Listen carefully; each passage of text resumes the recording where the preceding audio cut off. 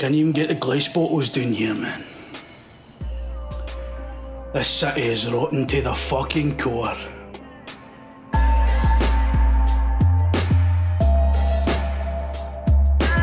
Alright, I'm Detective Inspector Tam fucking McGleish of your Scotland Yard, and this week I've been firing into your watchdogs. And watchdogs you cut about is this fucking delinquent here, Aidan Pearce, a cybercriminal vigilante who reckons he's on a personal quest to avenge the death of his niece, but actually spends most of his time fannying about with hallucinogenic drugs. Fucking dick. Aidan's got this magic phone that lets him do loads of daft shite like raid folks' bank accounts and burst the drains, flush toilets and make Montrose win the league. Which is a lot of nonsense to me. I can't even get Snapchat to work on this fucking thing. There you are.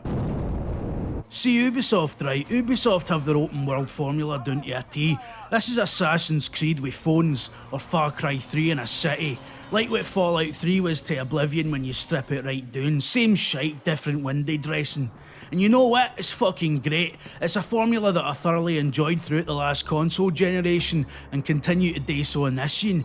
But then, it doesn't advance the formula in any meaningful way. It doesn't do anything that couldn't have been done in 2007. For all the bluster about it being the proper start in X-Gen, the end product is barely distinguishable from its spiritual predecessors, and that's kinda a shame, you know? It follows Ubisoft's formula so slavishly that it even requires you to go up towers to unlock bits of the map. Just like Ascreed and Far Cry 3. I mean, in this version of the staple you're no climbing so much as solving wee hacking puzzles around radio masts. But still, someone at Ubisoft fucking loves their towers. What's the deal with that? All that said, it totally justifies itself being another spin on the same old merry-go-round because it's just a quality product. The story grabs you, the presentation is bang on, all the mechanics and systems work perfectly. And one thing it's got over Assassin's Creed is that it's a game full of brilliant wee moments. It doesn't just rely on the narrative hooks to keep you going. I'm getting plenty of kicks out of using well-timed traffic pile-ups, raising barriers, giving the police some aggro and then using the tools at my disposal to make every car chase a fucking thrilling one.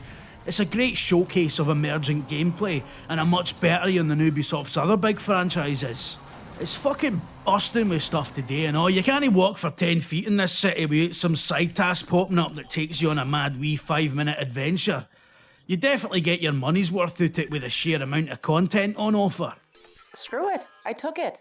It was shiny. I'm sorry for using the word content, by the way. It makes me want to fucking top myself. There's more minigames in here than a Nintendo launch title, and they're all fucking great wee things in their own right.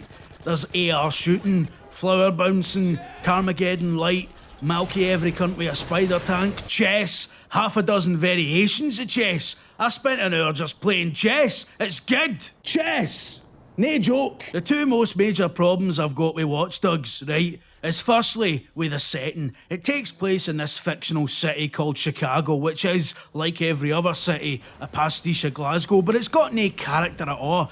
It could be anywhere, you know. Even after a dozen hours in, I still couldn't recognise one bit of it for another. It feels like a city, it's immersive enough, but it doesn't have that real sense of place that Florence or Rome did, you know? The other thing is Aidan Pearce himself. The boy's a total arsepiece, by the way. Fucking Aidan Pearce, man.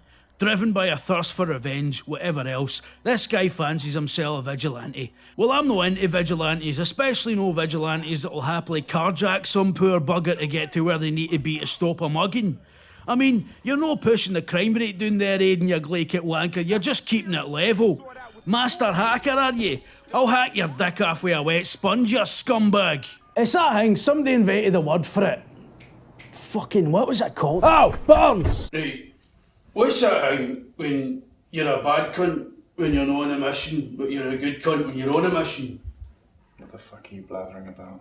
There's a word for it. It's like a narrative paradox. Ludonarrative dissonance? That's the one. Londis nourishing dividends. Ludonarrative dissonance. Right. Lunatic. Bastard. Fuck. Ludonarrative dissonance. Aye, that's the fella.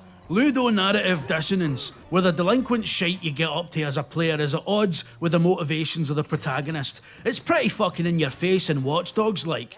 Luckily Aiden comes off as a massive tosspot in every cutscene, so it actually kinda makes sense that he'd be a blinkered prick about the amount of destruction he brings to the lives of innocent folk in his mission to right one wrong. But you're supposed to be rooting for him, eh? Well, I'm no rooting for you, Aiden, or your stupid hat, you overdressed cunt. So to sum up, it's fucking brilliant, but it's also a load of shite. No dugs in it either. There's our fucking review. I'll see yous later.